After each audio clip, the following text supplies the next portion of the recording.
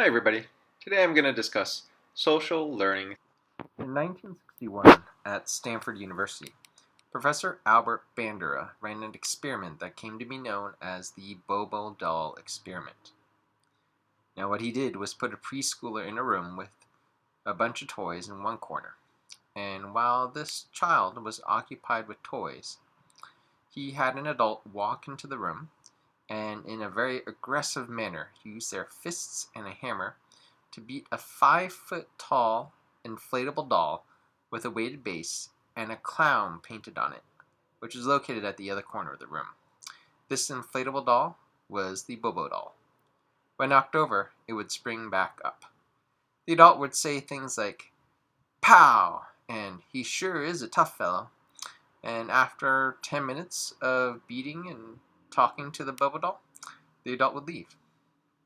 In the second part of the experiment, the child was then taken to another room with toys, and then, in order to raise their level of aggression, they were told that they couldn't play with those toys anymore, but could play in another room that included a Bobo doll. They were then left alone and observed for 20 minutes. The children who watched an adult hit a Bobo doll earlier would themselves start to hit the Bobo doll, but the children who didn't have the opportunity to watch and observe an adult hitting a Bobo doll ignored it. This led to Bandura's social learning theory, which is also called observational learning, which requires 4 criteria to be met. The first is attention, and asks, was the behavior witnessed? The second criteria is retention. Was the behavior memorable? The third criteria is motivation. Is there any reason to do the behavior? And the last criteria is reproduction. Was the behavior copied? And at the dawning age of TV, it raised a lot of questions about what kids see other people doing on TV. But in this day and age, in real life, kids have the opportunity to observe things all the time, including things that their parents do, or that their siblings do, or that their teachers and classmates do, or their friends do, or celebrities and athletes, and even on social media. There's opportunity for social learning everywhere. Fast forward to the present day, to the modern age of computing, and computer scientists have developed AI machine learning, which may not seem related to social learning at first glance. But before I get into that, what is machine learning?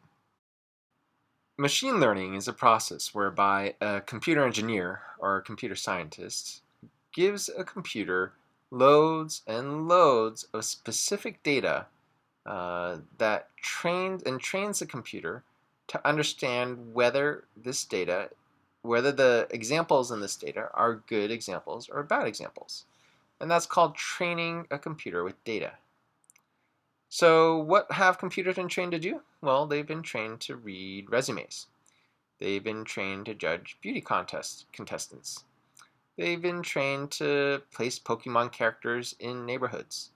And they've been trained to recognize images.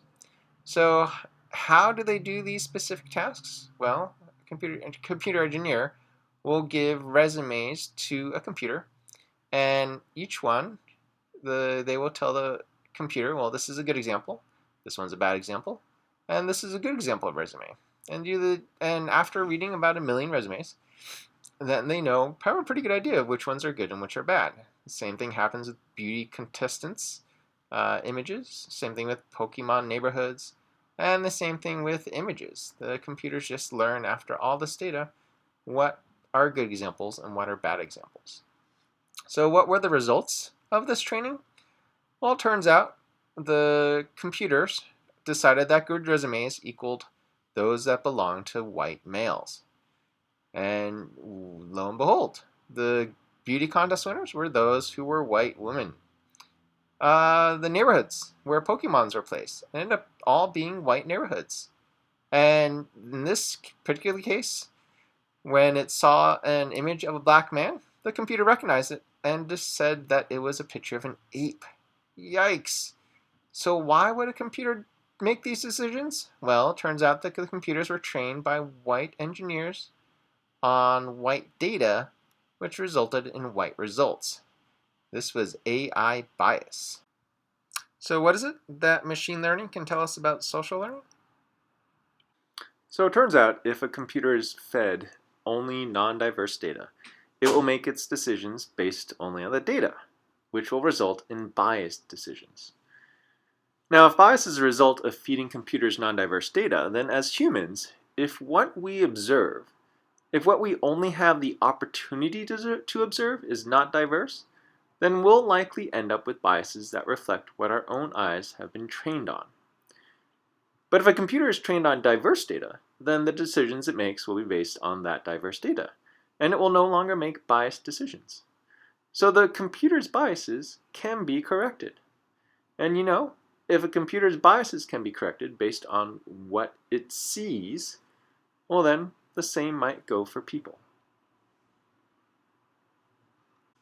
There's another theory of learning developed by a man named Vygotsky called the zone of proximal development.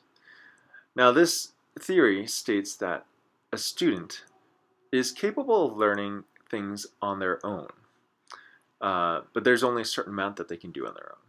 And then there's a certain amount that they can learn further with the help of a more knowledgeable other.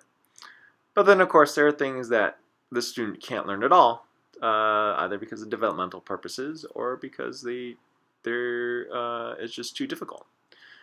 So if you apply Vygotsky's zone of proximal development to biases, well, it turns out there's some biases that people can overcome on their own.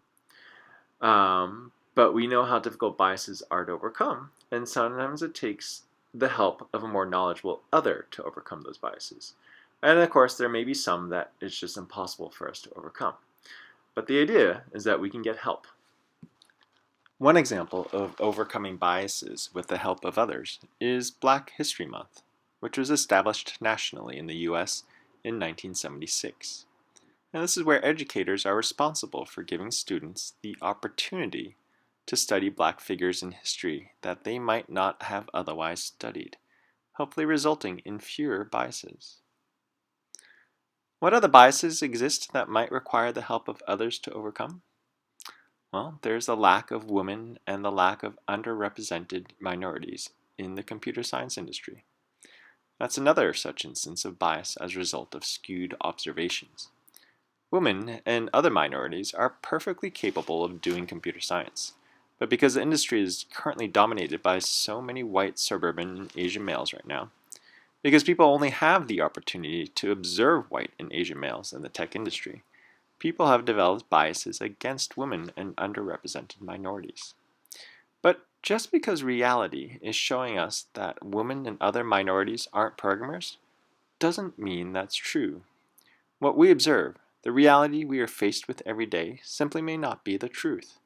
We need to increase opportunities not just for women and minorities in CS, but increase the opportunity to observe them in order to reduce bias against them.